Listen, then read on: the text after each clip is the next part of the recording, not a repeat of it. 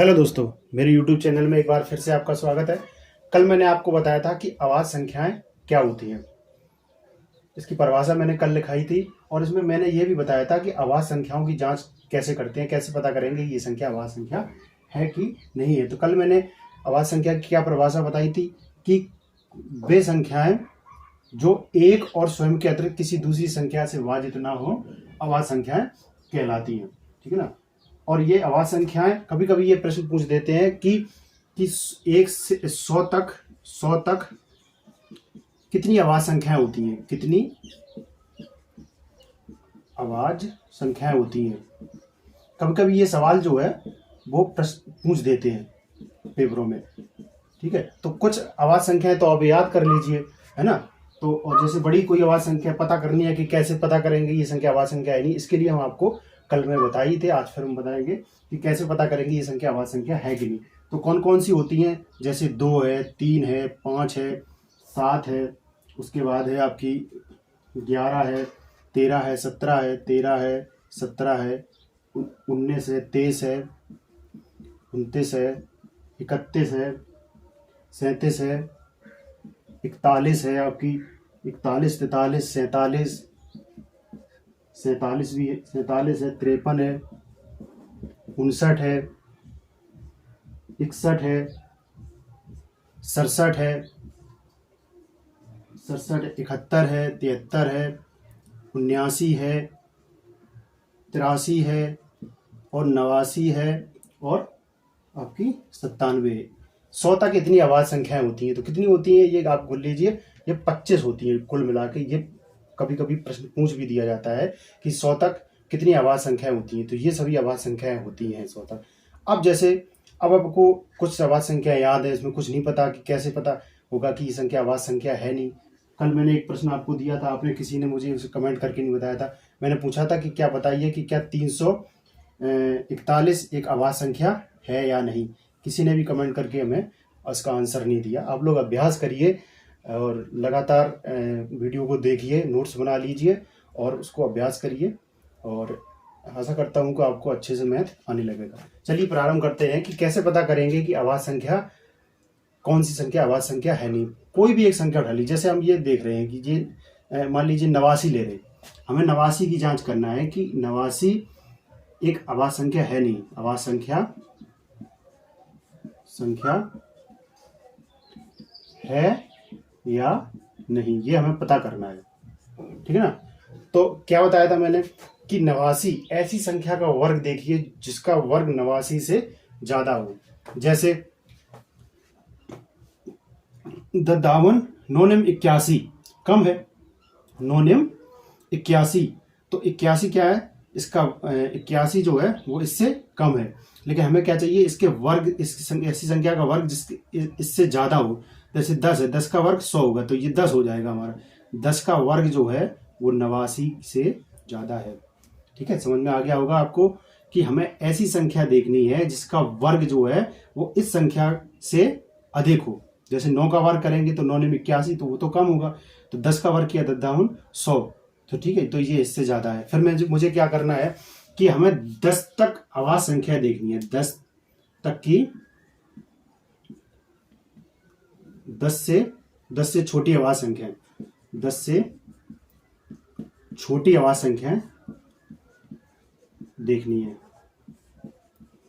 ठीक है, अब 10 से छोटी आवाज़ संख्या कौन कौन सी होगी, जैसे 2 हो गई, 3 हो गई और 5 हो गई, 7 हो गई और उसके बाद इतनी होगी।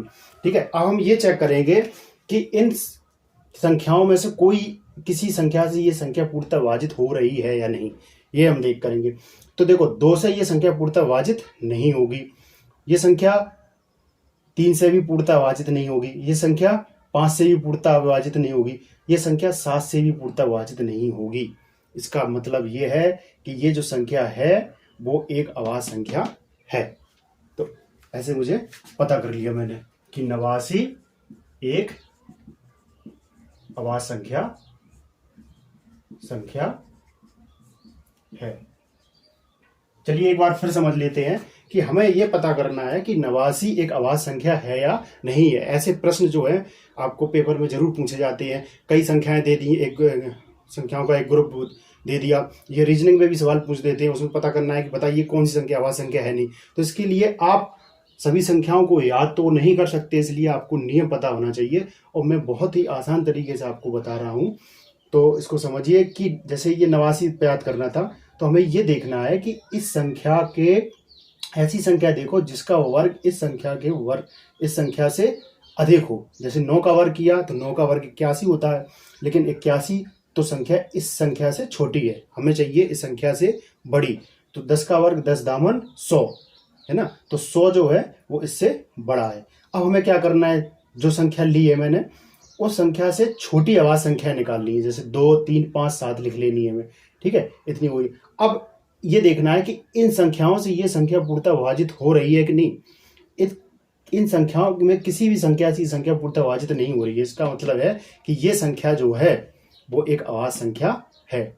अगर इन संख्याओं में से किसी भी एक संख्या से ये संख्या अगर पूर्णतः विभाजित हो जाती तो ये संख्या जो है वो आवाज संख्या नहीं होती।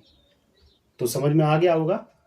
कल मैंने आपको एक प्रश्न दिया था, किसी ने भी उसका आंसर नहीं दिया हल करके, मुझे बड़ा ही खेद है। आप लोग प्रश्न को हल करके कमेंट में जरूर दीजिए, तभी आपकी तैयारी हो पाएगी। कल का एक सवाल था कि 341 एक आवाज संख्या है या नहीं। एक आवाज संख्या है या नहीं। आप लोग हमें कमेंट करके इसका आंसर नहीं देते हैं, तो मुझे ये लगता है कि आप लोगों को ये चीज़ समझ में नहीं आई। आप लोग कमेंट करके हमें इसका आंसर दीजिए, इसको हल करिए, उसको बताइए कैसे समझ में आएगी नहीं, तो इससे पता चलेगा कि आपको समझ में आया, जिससे कि मेरा भी कॉन्फिडेंस बढ़ेगा वीडियो बनाने के लिए। तो चलिए पता करते हैं। तो मैंने क्या बताया था आपको नियम, कि हमें ये देखना है कि ऐसी संख्या जिसका वर्ग, ऐसी संख्या देखना है जिसका वर्ग जो है वो इस संख्या से अधिक हो, ठीक है ना, इस संख्या से अधिक हो। जैसे हम 17 का वर्ग करेंगे, 17 का वर्ग होता है हमारा 200, 17 का वर्ग होता है 289, लेकिन ये तो कम है, ठीक है ना। और 18 का वर्ग होता है, 18 का वर्ग होता है 324, ये भी कम है। अब 19 का देखेंगे, जैसे 19 का वर्ग, तो 19 का वर्ग जो होता है हमारा 381 361 होगा, है ना। तो ये देखो, ये 361 जो है वो इससे अधिक है। तो इसका मतलब है हमें ये लिखेंगे कि 19 का वर्ग जो है वो 341 से अधिक है। समझ में आ गया कि नहीं। जैसे 17 अगर लेते हैं, 17 तो इसका वर्ग जो है 289 आया, ये इस संख्या से कम है, हमें नहीं लेना है। 18 का वर्ग 324 है, इस संख्या से कम है, हमें नहीं लेना है। 19 का 361 है, तो हमें ये वाली संख्या ले लेना है, ठीक है ना, ठीक है ना। अब हम देखेंगे कि 19 से छोटी आवाज संख्या में देखना है। 19 से छोटी आवाज संख्या, छोटी आवाज संख्याएं देखनी है, ठीक है ना। कौन कौन सी, जैसे 2 है ना, 2 3 5 7 11 13 और 17, ठीक है ना। तो हमने क्या किया, 19 से छोटी आवाज संख्याएं लिख ली, 2 3 5 7 11 13 17। अब हमें ये देखना है कि ये जो संख्या है 341, इस किसी भी संख्या से क्या पूर्णतः विभाजित हो रही है, चेक करनी है हमें। तो देखेंगे 2 से ये विभाजित नहीं हो रही है, 3 से तो 4 और 1 5, 3 8 नहीं हो रही है, 5 से भी नहीं हो रही है, ये 7 से भी नहीं हो रही है, ये 11 से, 11 तिया 33, 1 बचा 11, ये संख्या 11 से विभाजित हो रही है। ये संख्या जो है, ये संख्या कौन सी, 341 11 से पूर्णतः विभक्त हो रही है। तो आप लोग बताइए, तो इसका क्या मतलब हुआ कि ये संख्या आवाज संख्या है कि नहीं। ये संख्या आवाज संख्या नहीं है। 341 आवाज संख्या